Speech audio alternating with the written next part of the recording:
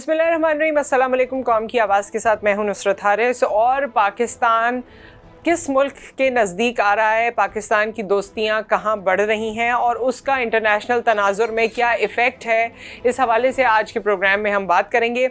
आप देखिए कि चाइना तो हमारा बेहतरीन दोस्त है ही, ज़ाहिर है उसकी दोस्ती की मिसालें दी जाती हैं। उसके अलावा अब पाकिस्तान सीपैक के मामले में चाइना के साथ एक साबित कदमी के साथ मज़ीद आगे बढ़ रहा है। चाइना का विज़िट हुआ है, उससे कौन से ऐसी चीज़ें हैं या कौन से ऐसे इबाम हैं जो क्लियर हुए हैं, इस हवाले से हम बात करेंगे। साथ साथ पाकिस्तान कि वज़ीर आज़म का इतने अरसे बाद रशिया का दौरा, इसके बारे में क्या एक्सपेक्टेशन हो सकती हैं, और फिर पाकिस्तान, चाइना, रशिया और ये जो एक नए किस्म का ब्लॉक आगे लोगों को लगता है कि जी उभरेगा, सामने आएगा, जिससे इंडिया को और अमेरिका को बहुत ज़्यादा तकलीफ़ हो सकती है, इस बारे में बात करेंगे। मेहमान हमारे साथ मौजूद हैं, कर्नल असद महमूद को हम खुशामदीद कहते हैं। अस्सलाम वालेकुम। बिल्कुल खैरियत से, थैंक यू सो मच। और उम्मीद यही है कि आप भी खैरियत से होंगे। और जिस तरह वज़ीर आज़म साहब के दौरे हो रहे हैं, इंटरनेशनल दौरे, तो ऐसे लगता है कि आवाम को भी खैरियत से अब हो जाना चाहिए। आपको भी ऐसा लगता है? क्योंकि चाइना का विज़िट हुआ है और चाइना के विज़िट से मुंसलिक बड़ी एक्सपेक्टेशंस थी, तो क्या उसके नताइज आए? अगर चीदा चीदा नुकात आप हमसे शेयर कर सकें। और बिस्मिल्लाहिर्रहमानिर्रहीम, एक तो आप ये कहें कि ये दूसरा विजिट था जो कि प्राइम मिनिस्टर ने किया है चाइना का, और कि ये शायद लॉन्ग अवेटेड विजिट था। ये मैं तो समझता हूँ 4-5 महीने पहले हो जाना चाहिए था जी। वाई? बिकॉज जैसा सीपैक चल रहा है तो almost they were near to second phase इसका कंप्लीशन की तरफ थे। Third phase is also very important, क्योंकि इट इज नॉट ओनली कि आप बॉर्डर को आपने फर्दर डेवलप करना है, एयरपोर्ट जिस तरीके से काम चल रहा है उसको एक लिहाज से वाइड अप होना है, वेस्टर्न रूट है आपका, ईस्टर्न रूट है, इन सारी चीजों को आपने टाई अप करना था। और उसी के साथ मैं समझता हूँ कि इस रीजन के अंदर जो ओवरऑल सिचुएशन जैसे बदल रही थी जी, तो मेरा ख्याल है सारी चीजों का अहाता किया जाना बड़ा जरूरी था। मैं नुसरत आपसे ये कहूँगा कि सर्टनली ये जो विजिट था कनेक्शन विद ये जो विंटर ओलंपिक्स एक लिहाज से चाइना के अंदर, और उसी के अंदर फिर प्राइम मिनिस्टर की मुलाकात हुई है, नॉट ओनली आपने जी के प्राइम मिनिस्टर के साथ या उनके प्रेसिडेंट के साथ, बल्कि मुख्तलिफ तरह की जो कंपनी के सीईओज हैं या ओके इन्वेस्टर्स हैं उनके साथ में मुलाकात हुई। Because even Chinese investors they have lot of interest in Pakistan, because जिस तरीके से अब मैं ये समझता हूँ कि अब ये सीपैक शेप लेता जा रहा है, और ये भी हमें समझने की जरूरत है कि बड़ा क्लियरली इसका कहा गया है कि सीपैक एक्चुअली नर्व सेंटर है इस बेल्ट एंड रोड इनिशिएटिव का, जो बिल्कुल सही है, ठीक है। क्योंकि अगर आप ये कहते हैं कि इसको सीपैक को खत्म करते हैं या सीपैक को माइनस करते हैं, तो पीछे कैसे रह जाता है? They are going to link up with so many things और सो मेनी कंट्रीज, और इस तरह बहुत सारे रूटों को ये साथ मिलाएंगे। इस नॉट ओनली की सेंट्रल एशियन स्टेट्स की आप बात करें, अफगानिस्तान है, ईरान है, मिडिल ईस्ट की बात है, अच्छा यूरोप की बात करें, अफ्रीका की बात करें, सो हर चीज आप ये फील करते हैं कि BRI जो है वो लिंक करता है, हिंज करता है आपकी सीपैक के साथ। Certainly it is very very important. And likewise ये नहीं हो सकता, आप ठीक है हम अक्सर बात सुनते हैं कि जो पाकिस्तान की जो जियोपॉलिटिकल सिचुएशन है उसने बड़ा डैमेज किया है पाकिस्तान को। सर्टनली अगर पिछले कई दहाइयों एक चीज़ पे आ जाते हैं ना कर्नल साहब, देखें एक चीज़ पे आते हैं। पहले ये है कि चाइना का विजिट बेशक विंटर स्पोर्ट्स के हवाले से, ओलंपिक के हवाले से था, लेकिन कोई एक चीज़ जो हम वहाँ इस विजिट से आखज़ कर सकें कि जी ये फ़ायदा हमें हुआ है, उसके बाद मैं सीपैक के हवाले से भी आपसे बात करना चाहती हूँ। मैं ये फील करता हूँ कि जो सबसे ज़रूरी चीज़ थी जी कि जी आप कन्वे करें बेसिकली चाइना को कि इस वक्त अगर देखा जाए तो पाकिस्तान के अंदर जो सिचुएशन है, या पाकिस्तान को जो आप कह सकते हैं कि सीपैक के अंदर जाके जो अपोजिशन मिल रही है जी, सर्टनली मैं तो यहाँ तक भी कहूँगा कि वो अपोजिशन आपको ईरान की तरफ से है, इंडिया की तरफ से भी है, ओके कुछ मगरबी ममालिक की बात कर ले, और फिर अमेरिका की तरफ बिल्कुल बिल्कुल। तो मेरा ख्याल है ये चीजें तो बड़ा ओपनली और बड़ा कैंडिडली ये डिस्कस होनी चाहिए थे, ना आप श्योर के हुई भी होगी। तो उसी के साथ आप ये देखें, अगर पाकिस्तान के बहुत सारे तहफ़्फ़ुज़ात हैं, सर्टनली इसी तरह का तहफ़्फ़ुज़ है वो चाइना को भी एक लिहाज से हो सकता है कि अगर इस वक्त पाकिस्तान के अंदर भी ऑलमोस्ट कोई lakh plus minus Chinese workers यहाँ पर मौजूद हैं जो कि मुख्तलिफ मंसूबों के ऊपर काम कर रहे हैं। और स्पेशली जब पिछले दिनों गवादर के नजदीक के एरियाज के अंदर जिस तरह की 2-3 एक लिहाज से इंसिडेंट्स हुए हैं दहशतगर्दी के, certainly this must have come under discussion कि इसको किस तरीके से एक लिहाज से हमने कवर करना है। और डेफिनेटली ये सारी चीजें तो आप एक लिहाज से देखते हैं।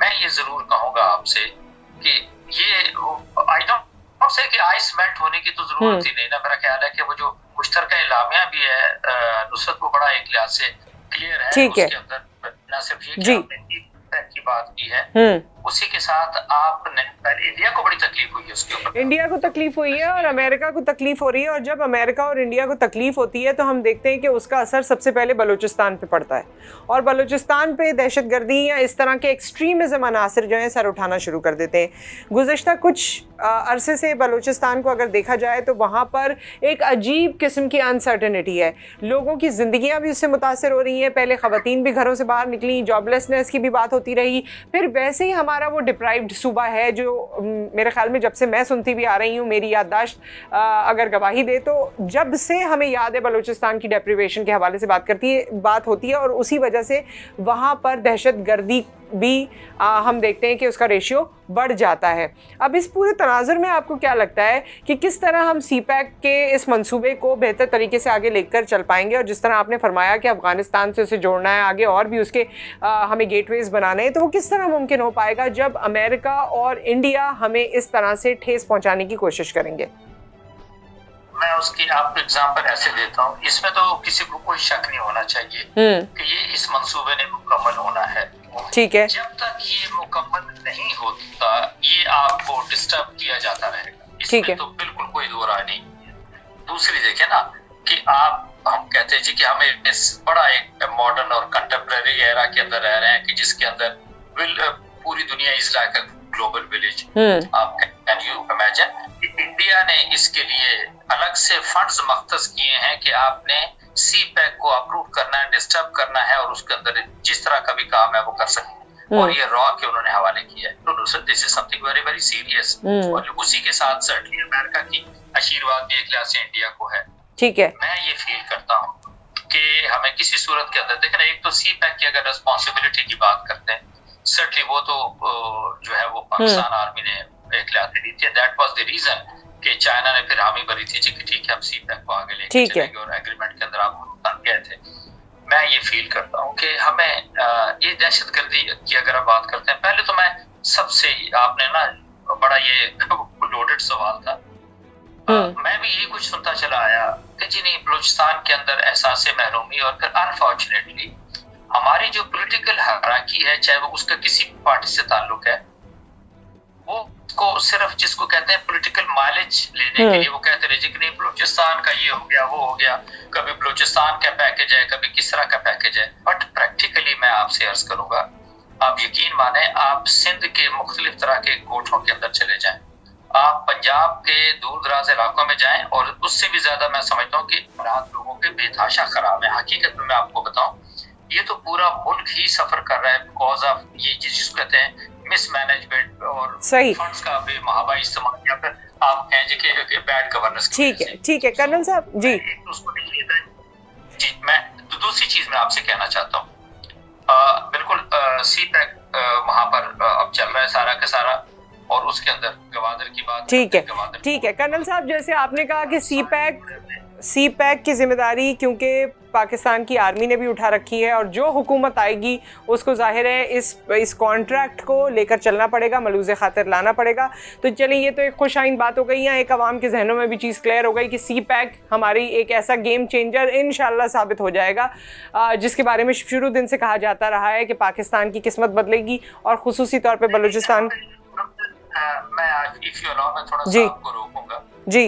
Probably I was the first one 15-16 के अंदर जब मैंने मीडिया में आना शुरू किया and I started saying कि जी आपने 2000 मील का अपना टुकड़ा चाइना के हवाले किया और this something very important जो मैं आपसे डिस्कस कर रहा हूँ। और आपने ये कहा जी कि आपकी अपनी कंपनीज आए, वो यहाँ पे आके इंफ्रास्ट्रक्चर को डेवलप करें, सारा कुछ करें और हमें आप कर्जा दें और हम आपको कर्जा देते जाएंगे वापस। एक्चुअली ऐसा ही हुआ ना। और नतीजा आप ये लें, मैं ये कहता हूँ कि जब आपने चाइना को इतनी बड़ी फैसिलिटी प्रोवाइड की जी, तो मैं ये समझता हूँ कि उस वक्त की हुकूमत की ये जिम्मेदारी आती थी कि वो ऐसे मुआहदे करते कि जब ये जो आपका जुमला मैंने क्यों इस पे बोला, आपने कहा जी कि गेम चेंजर है, I don't force it is going to be that way game changer, right? It may be game changer for China but certainly may not be for Pakistan. Why? Because अगर सारा 100 रुपए का मुनाफा है, राइट, 1% आप China को दे रहे हैं, 9% आपके पास आ रहा है, तो आप मुझे बताइए ना, वेयर डू वी स्टैंड? दूसरी चीज ये आती है, सबसे बेहतर ये होता, देखिए ना, मैं हकीकत में मैंने बड़े सीरियस तहफ़्फ़ुज़ात इसके ऊपर, नवाज शरीफ को ले लें, शहबाज शरीफ को ले लें, ये अपने सिलसिले सीधे करते रहे, अपनी कंपनीज एस्टेब्लिश करते रहे, और सी पैक को उन्होंने इतना टेंटेड कर दिया। फाइन, आप लाहौर के अंदर भी अगर होती हैं, आप ये देखें ना, उस ऑरेंज ट्रेन के साथ सी पैक का क्या ताल्लुक आता है, कोई पूछे तो सही नहीं। वैसे तो हम कराची में होते हैं, लेकिन हाँ लाहौर चले जाते हैं जी, वही मैं जी जी। तो ये तो देखे ना, इट्स नॉट ओनली लाहौर वाले सफर करेंगे इस कर्जे को, ये तो पूरा पंजाब सफर करेगा। ऑरेंज ट्रेन की बात करता हूँ, तो मैं ये कहूंगा कि अब आने वाली हुकूमतों के लिए तो जो इन्होंने एग्रीमेंट किए, अब वो उनके लिए तो मुश्किल तो छोड़ के चले गए, ठीक है। वो उनको रिविजिट कैसे? मुझे लगता है कर्नल साहब कि इस पे ना हमें एक अलग से सेशन करना चाहिए कि सी पैक गेम चेंजर है नहीं है, और जो तहफ़्फ़ुज़ात हैं आपके उस पर। लेकिन एक चीज़ जाते जाते, क्योंकि सेशन हमें क्लोज़ करना है, रशिया का दौरा वज़ीर आज़म साहब का, बड़े अरसे बाद पाकिस्तानी वज़ीर आज़म रशिया का दौरा करेंगे, and they are looking forward to it. वो इसके लिए तैयारियाँ कर रहे हैं, उनका भी जो नैरेटिव है वो सामने आ रहा है, और वो कह रहे हैं कि इसकी तारीख़ बताई जाएगी, उसका ऐलान किया जाएगा। आप क्या समझते हैं इस दौरे के बारे में? ब्रीफली हमें बता दीजिए। मुझे सिर्फ 1-2 मिनट इसीलिए आपके चाहिए होंगे जी कि आपको इस वक्त इंडिया की चीखें बुलंद होती हुई नजर आ रही है, बिकॉज उसको समझ नहीं आ रही कि वो रशिया के साथ किस तरीके से चले, जो उसका इतना स्ट्रेटेजिक पार्टनर था पिछली कई दहाइयों से, और अब उठा के उसने अपना निकाह अमेरिका के साथ बढ़ा लिया इंडिया ने। फिर जो जिस तरह का मुश्तरका इलामिया था, अब साथ ही 2-3 दिन का जो विजिट है हमारे प्राइम मिनिस्टर का रशिया का, और ये भी मैं आपसे बताऊं कि रशियन प्रेसिडेंट पुतिन को और प्राइम मिनिस्टर को ले, यस, इनकी अपनी एक personal understanding other than the countries के अलावा, यहाँ पर ओवरऑल आप ओके डिप्लोमेसी के से हट के भी मेरा कहना अपनी एक बड़ी अंडरस्टैंडिंग है, and that is the reason on a very short notice he is being invited, और वहां पर जाएंगे। हमारी इवन मैं ये आपसे कहूंगा कि याद होगा अगर आपको, कराची के अंदर जो पाकिस्तान स्टील मिल थी जी, तो रशिया ने हमें लगा के दी थी जी, वर्किंग वेरी वेल।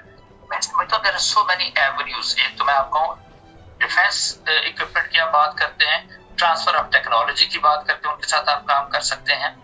उसी के साथ तिजारत आप बहुत बेतहाशा कर सकते हैं, not only with Russia certainly. जी बिल्कुल, और रशिया की अपनी मार्केट भी हमारी इकोनॉमी बड़ा सूट करती है अगर हम एवेन्यूज़ वहाँ तलाश करते हैं। रशिया के भी, रशिया के इर्द गिर्द तो आपने बात की, लेकिन रशिया में भी बहुत डेवलपमेंट हुई है, और पाकिस्तान के साथ वहाँ बड़ा एक ट्रेड हो सकता है।